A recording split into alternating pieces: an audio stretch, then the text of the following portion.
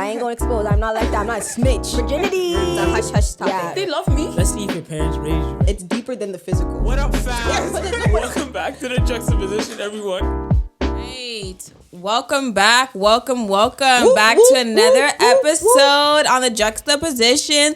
TJP is back in the building once again. Back. Okay. We back. How we doing, ladies and gents? I'm good. I'm filled. Last time we started, I was hungry, so this time we ate before we. Oh yeah, man. man. Yeah, you forgot. You can't film without eating because we'll be spaced out. Especially Bernice when she stares, she'll be just out of space because she's thinking about food at that moment. But guys, today it snowed. Did you guys see? Yeah. I said, what is this? Yeah.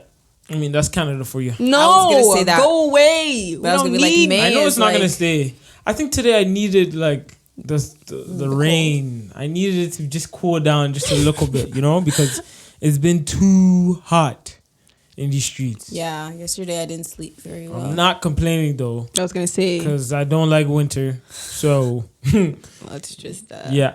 I like spring or fall. I don't like summer per se. Like when it's too hot, because in Canada there's no middle ground. It's either it's really really hot or it's cold. Yeah. So, I was gonna say something about the previous episode that we just this actually I don't know why, but I just wanted to make sure that people understood that it's not like we're not going to talk to these people who identify as non-binary. Just to clarify, like we're not going to be like, okay, because you want me to call you they them, I can't have a conversation with you. I'm not going to like, we're not going to be disrespectful in that sense. So, but I hope you guys actually watched it. And if you haven't, go check it out. The card thing would come up here. Hopefully she puts it this time instead of pointing and there's nothing there. Yeah. So, all right, let's get into it. What are we talking about? Today we're talking about friendships and relationships. Let's do the song. Hit me. F is for friends that do stuff together. U is for you and me. N is for anything at all under the deep blue sea. I was lip syncing because I don't know the lyrics. How doesn't he know SpongeBob? I know. Out of all, like, what was your I childhood? didn't really watch SpongeBob like that. I watched a lot of Family Channel and BT WWE and WWE. Yup. He was smacking down people. One day you should tell him the story how you what? Nana would have his own wrestling match. That's for a different conversation. Oh man, you get to really know the true Nana behind this. But yeah, we're talking about friends and friendships, and yeah, I'm excited about this one. So let's start. I'm gonna. What inspired this conversation? Married at First Sight, the most stupidest show on TV. If you don't watch Married at First Sight, I suggest you go and watch it because it's actually pure entertainment. I'm not even gonna lie. It is. So based off of Married at First Sight, there's this couple, Eric and Virginia, and so Eric is that Virginia's her name, right? Yes. Okay. Yeah, Eric is a pilot. and 36. and Virginia. Wasn't he 34? Something like that. He's 34 and 34, she's 26. Yeah, she's 26, and so they're married. Can't be doing that. I'm sorry. Disclaimer. Especially if the guy moves old. Oh gosh. Yeah. Okay.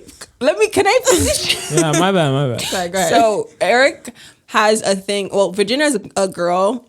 Before she was married, she has a lot of guy friends, and so she. What did you just say?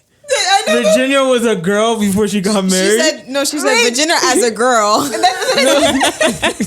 Virginia as a single person before she became a wife. Yeah, that's a better explanation. Are you still on non-binary stuff? Huh? Hey, sorry, but you know what I mean. So, before she was married, she had a lot. Oh, she still does, but she has a lot of friends, guy friends, particularly around her. And she had one story where she said, like, she would normally, they're very close to each other, so sometimes she'll crash at their place and whatever the case may be. And so Eric was like, I don't want you having male friends.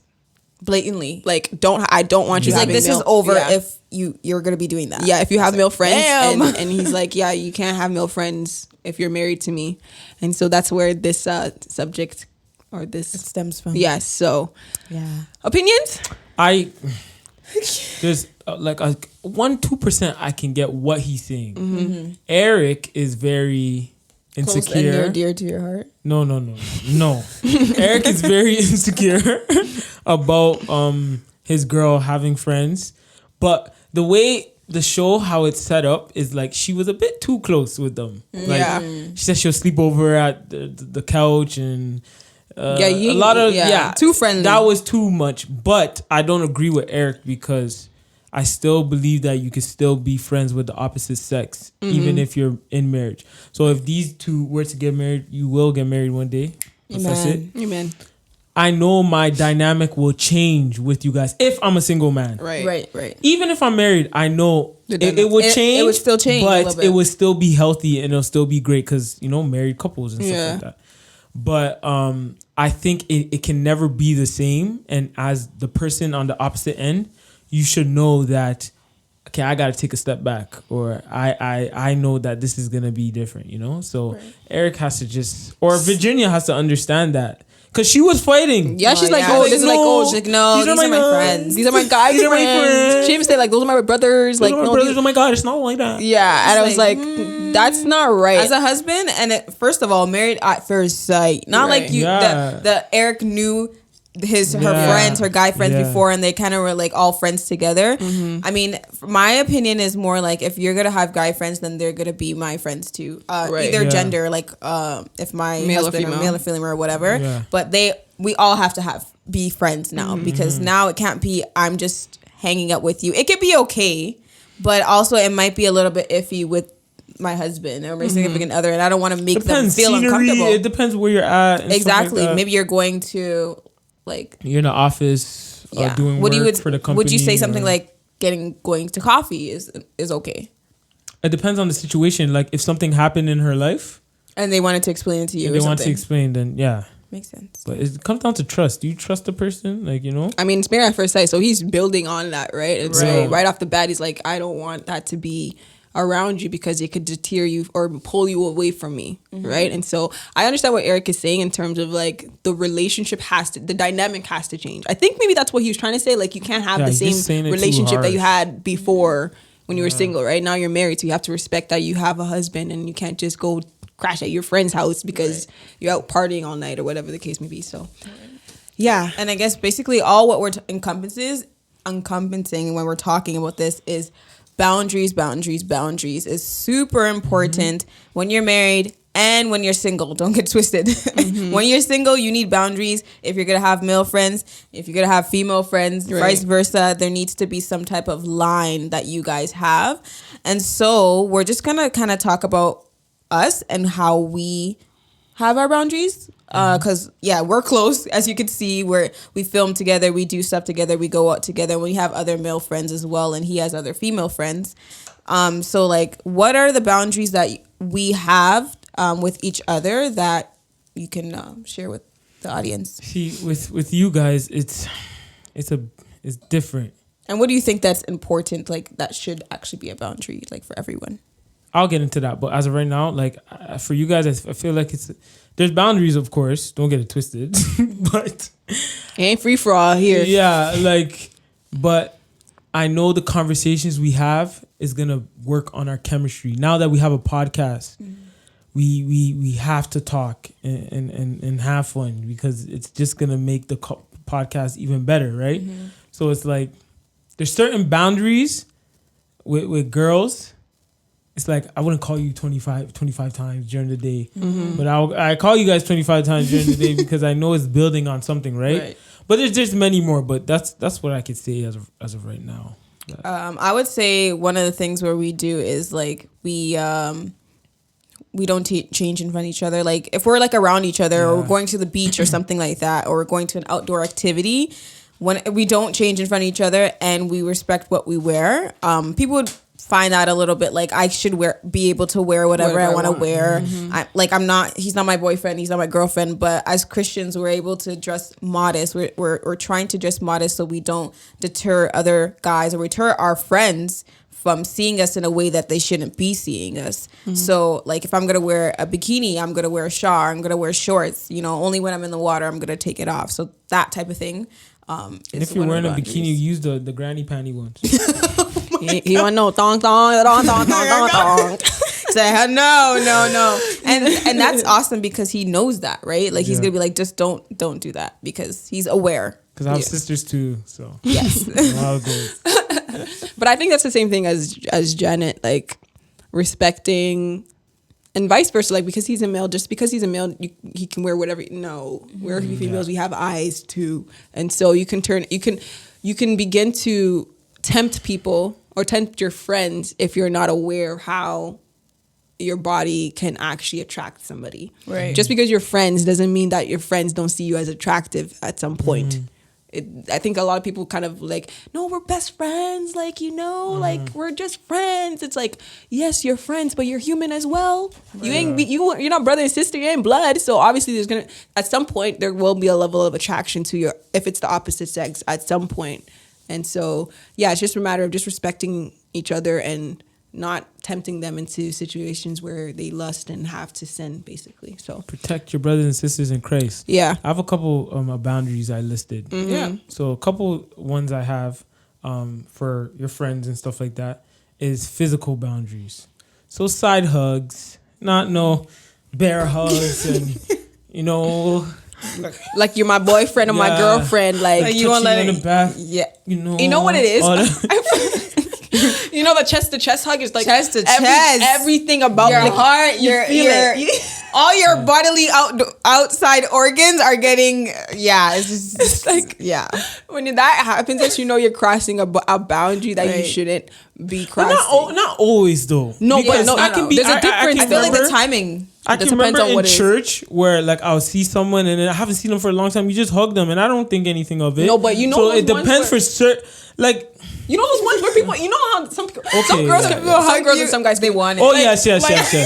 It can be over the top. It could be over the top. Yeah, like that's what I'm saying. Obviously you can give there's always gonna be situations where you get excited, just like, oh my gosh, like I haven't seen you in so long, or whatever the case may be. So obviously there's situations and it determines how you react. But the most important thing is like you ain't just forcing everything on them and vice versa. Like, just respect that. Not jumping on the person. Right. But yes, the next one I have is physical time with the opposite sex.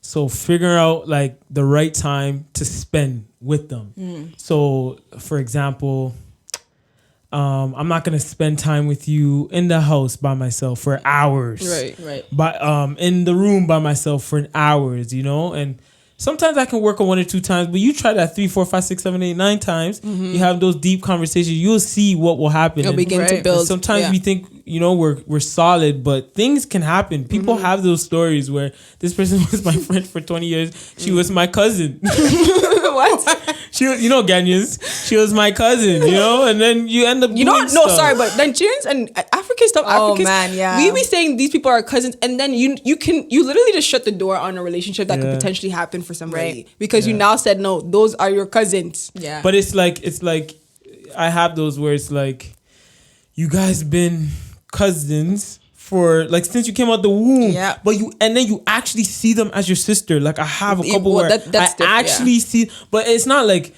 I'm 15 years old and you come and tell me this is my cousin. Like obviously I'm not gonna look at you my cousin, but when you came out the womb me and you're a year older than me, like nah, you're my sister, man. I'm sorry. You're my sister. But yes, can I keep going? Yeah. Okay, so yes, the next one I have is this boy has notes. He ain't playing today. So emotional boundaries. So next page. Emotional boundaries. So putting boundaries in your life that can keep you from fantasizing or lusting after someone or having your heart connected to someone that doesn't belong to you. And that's for me too. That is definitely for me where I am a dreamer. I think 10 years ahead, 15 years ahead. I'm fantasizing about my friend that is not mine, or I'm fantasizing about her body and she is not my wife, right? So that is something that I put in control because I know if it goes off the rails, it can be bad. It's very destructive. And it makes you get out of character, right? So emotional ties are like super important because like sometimes you can have a friend, but you can overshare. Like you can overshare with them where it starts to like knit you guys together. It starts to give you. That's not wrong though. It's not wrong, but it's also I think when you need a boundary of. I think when you get into, I guess who's what in your life, then you would understand what you can. Yes, the levels is important to understand that because if you don't understand the levels, you're gonna be giving people pieces of you that shouldn't be getting pieces of you. Right. Yeah.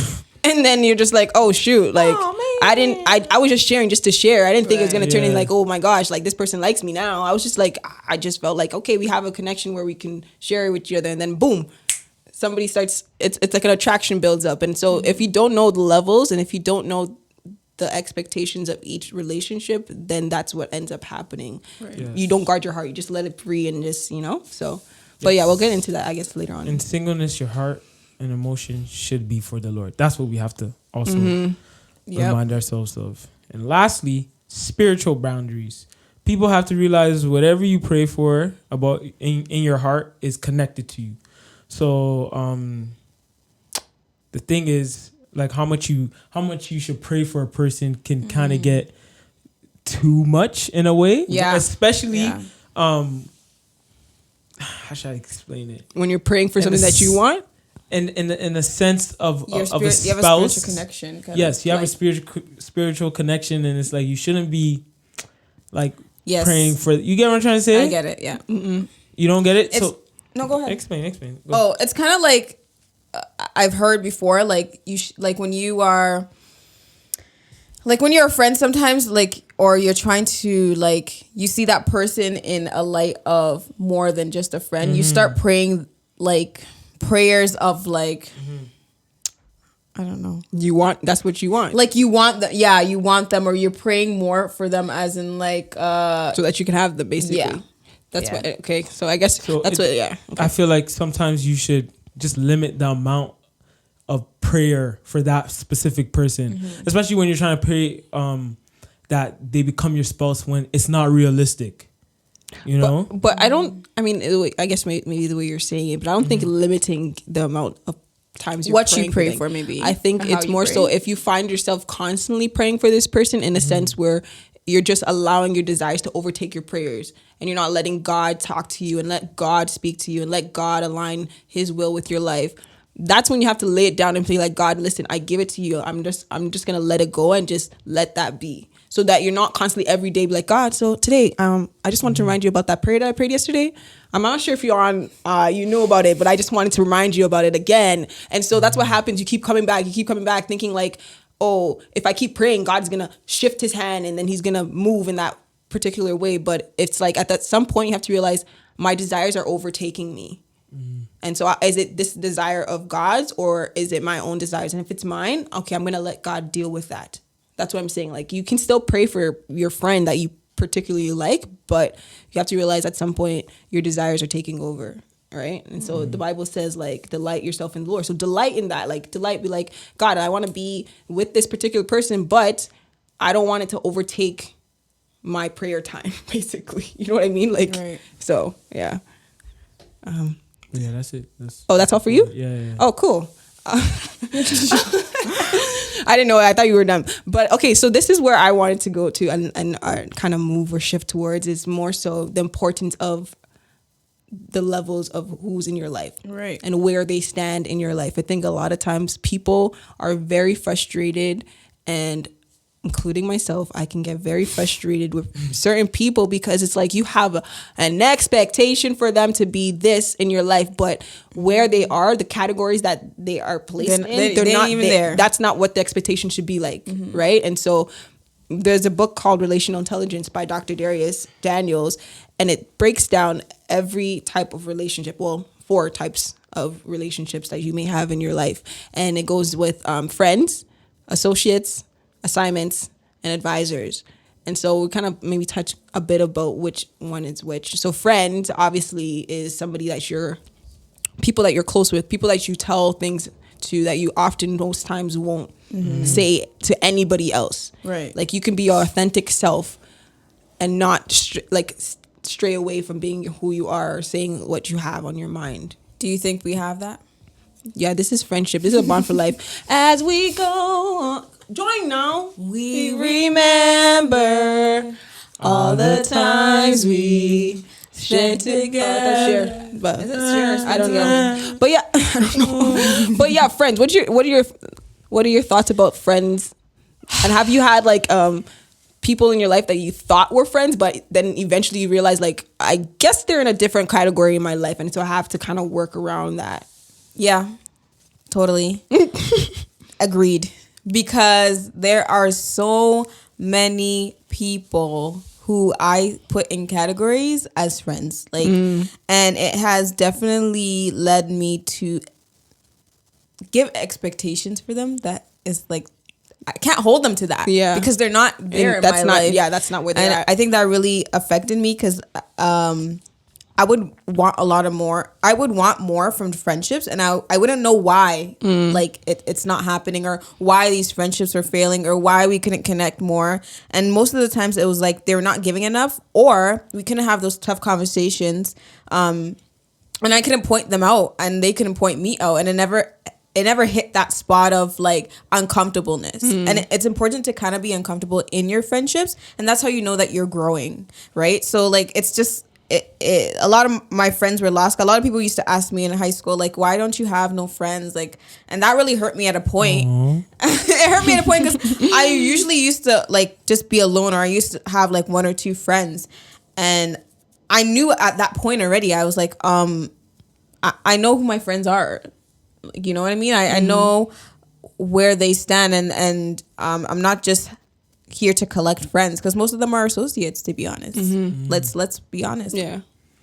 I think for me, sorry, I took a tangent on. I pour into whoever pours into me. As of right now, you know, in the past I would get frustrated at why is this person not like doing the same thing I'm doing? How come the person not calling like the way I'm calling? And when that book came out and Bernice explained that to us, I said, oh, this is where they're at in my life. This is really true. So like, I have my good friends. I have friends, associates, and Simons. My people the assignments that I'm mentoring, right? So I know what it is. At 23 years of life right now, and people shouldn't be surprised. To be honest, you know? I think that it took me a while to figure that out too, because I would get so. I don't even get frustrated. No, I get so annoyed because it's like you like. People would expect you to do something, but you're not doing it for them. It's like the value of the friendship. That's why I said, like, how much do you value the friendship? How much do you value the friendship? But it goes so much. It reminded me, like, okay, these people are not in the same category. Like, I'm placing them at a spot that they're not supposed to be. But when you know the levels, your expectation changes. Yes, you don't get frustrated anymore. And so that's what I've learned. Like, some people are friends, and obviously as time goes on, seasons change. So associates can be your friends. Like, you can grow and build on that, right? And just to clarify, associates are basically people that you have commonality in. So if you go to work, school, church, it could be, to be honest, anywhere that's like a common ground, but you don't really often see each other, right? And so there's some people that can change into friends, but I felt like most of my people that I had were associates, you know, common grounds. Like, I see you on a Sunday, or I see you at work, so that's an associate for me. So I didn't have high expectations of them calling me every so often, checking in how I'm doing. Like, if they call me once a month or once a year, that's cool, because I'm not your So friend. what made you guys so attracted to like our thing we have? Investment. Yeah, definitely. Investment, growth, as Dr. Darius would explain it. Investment, growth, development. It's just like the example he gave of like, money doesn't make you richer, but the relationship makes you wealthy. And that's what I feel in this relationship, to be honest. Can offer so much more different opportunities. This person can tell you about this, or just about like even knowledge and wisdom they can share. You know, sometimes you think you have your own perspective on stuff, or you have your own knowledge on stuff, but what did he say? 2 is better than 1? 2 heads is better than 1. So I know that my investment with you guys it's priceless. So. Right. And so like Dr. Darius said it too at the beginning. He said there are things that about me that I can't see that are hurting me. Therefore, I need people in my life that love me enough to show me. And that's why friendships are so important. If you have friends that are able to call you out, even if it hurts and they're truthful, stick with them. You know, obviously you have to have discernment as well, but you can tell who's actually truthful and who is basically envious of you. Right. You know? So I think also in this, just like in the friend category, also associate, but like it's important that we know that the friends are not just supposed to be like friends, but I think it said in the word, like in Proverbs 18:24, don't quote me, but like friends are supposed to stick closer than a brother. Like he said that because he's like, some people don't have a mother, some people don't have a brother, some people don't have a sister. Like, and those friendships can be a replacement or can be that spot for you, fill the void for you that you need, you know? So that's why friends are super, super important to invest in and not just, you know, take them for granted. Right. Yeah. As soon as I got out of high school, I knew what it was, to be honest. That's when the smoke clears. Right. Because you're in high school, you see everyone every day. You know, you're thinking you're best of friends. And then when you get out that thing, you see who's who. And right? I am fine with 5-6 friends. I actually don't really care. I don't think it's even healthy to have a whole bunch of friends. I can't even keep up. I was just saying the same thing. Calling this person. Yes, you feel like it's a chore. And so how can you build... Obviously, there's some people who have like 6 or 7 solid friends. That can happen. But that's not the goal, right? You want to solidify... If you have 3... make that the best relationship ever, just grow it and grow with that, right? And so, and also I was gonna say, like, there's gonna be some people in your life that their season and where they're going is completely different from where you're going, and your assignments in your life are not aligning, and that's okay. Like, I've realized that recently, like, some people's assignments are going to be completely different and they're gonna go separate ways, and you just have to basically accept that, pray for them, and keep moving. I think, like, as you were saying, like, I think we think sometimes when relationship naturally dissolve, or you all of a sudden, you just don't know why they dissolve. You're like, wait, what happened? Like, you start to point A, B, try to connect the dots, but it's like, no, your vision wasn't aligned. Yeah. Like, don't just think that it's that person's fault. It's that person. Yeah, you might be changing personally for yourself. Right. You might be changing. That's what happened to me a lot of times. Yeah, right? Where I was changing and then, like, you know, everyone's else in the same spot. It's like Nana's this different guy now. Right. So. Right. And what your appetite is completely different than what it was like 3-4 years ago, right? My palate is different. You have an acquired palate. I don't like chicken and fries anymore. I want like filet mignon. Caviar. Filet mignon. So it's like, caviar. I mean... You would never eat that. So for those people who are struggling in terms of finding friends and like, oh my gosh, I don't know, I don't have any friends or whatever. Listen, there's people around you for sure who are willing to pour in, and also like pray. As we talked about this previously before, but it's important to ask God to also bring people into your life that can build long-term relationships with. Right? Yeah. And understand your calling. And one more thing, just to touch on the last two, but assignments, try to be an assignment too. An assignment is being a mentee. Don't just think that, you got to be in this friend category. Like, you know, you need to invest in others too, because we are Christ followers and we're trying to, you know, pour into others and they should pour into you. That's the relationship that it's like, it's giving back at the end of the day. And that's the thing, like you're a friend, you're also an assignment, you're also an advisor. Right, and also you're also, is that the four of them? Friends, associate, an associate. Yes, you're an associate. So take each relationship and make it worth something. Right. Your role. Yes. So shout out to Enoch. I love you, man. Shout out to all the people who invested in us, who are advisors, who are doing their thing in terms of like. Shout out to y'all, man. Right, exactly. Yeah. So we appreciate. I am you guys. nothing without the men and the people in my life that have poured into me. It's true. So, right. Credits to y'all. Your relationships are kingdom currency. Yep. That's what Jesus had. Had 12. Yep. And he had 3 close ones. Right. So that's an example that we're ready to follow. Right. So you can't live this life by yourself. Huh? Oh no! Oh my God, she keeps doing this low. I don't even know what it is. It's not gonna be. Do you guys want to hear the quote of the day? Yes. Sure. Okay. And Bernice touched on this a little bit, but the quote of the day is: if you can't be corrected without being offended, you will never grow. Hey, that is a word in itself. It sucks to get corrected, but it's the truth. It's true. It is the truth. And so take that and go and reevaluate your friendships and make sure, like, you know, you place people in the right positions and don't have high expectations for certain people because they're not where they're supposed to be, right? And what does Nana always say? What's your saying? I don't know. It is what it is. You got to be coachable. Yes, you got to be coachable and teachable. Please. So when these guys are getting on my nerves, I'll be in the side like, oh, be coachable, Nana. Nana, be coachable. Oh, I was going to say one more thing. So, sorry, this one came in. So basically associates, those 4 categories, everybody has equal equal value. They're placed equally, right? In terms of like you can. They're not one's lower than the other. Like friends are higher than. They're all equal, right? Everybody's loved the same, but they don't have equal access to you. Right. And so you just have to remember that. Like, yes, friends have more access to you. Your advisor doesn't have as much access to you, maybe, and associates and vice versa. And that's what I was just trying to say before the camera comes. Just had to talk. And make yourself not a wall. Make yourself a gate. Yes. Okay. Gate allow people in and out. Walls you enclose yourself. So you can't even let people out. You can't let people in. We're supposed to end off with a quote and look at you guys all talking. Sorry, we should end up with your quote. No, you're supposed to end off with the quote. No, I know, but there's just so much more to say. That's the problem. Like you have so much more. Go to Instagram and tell them. You're right. Yeah. Follow us on Instagram, the Juxtaposition Podcast _ as well. Make sure you follow us on the Twitter. The Jux Podcast. And tweet us and tell us. Don't look at me like that. Tweet us and tell us what you think about the episodes. I talk back. We talk back. I talk back.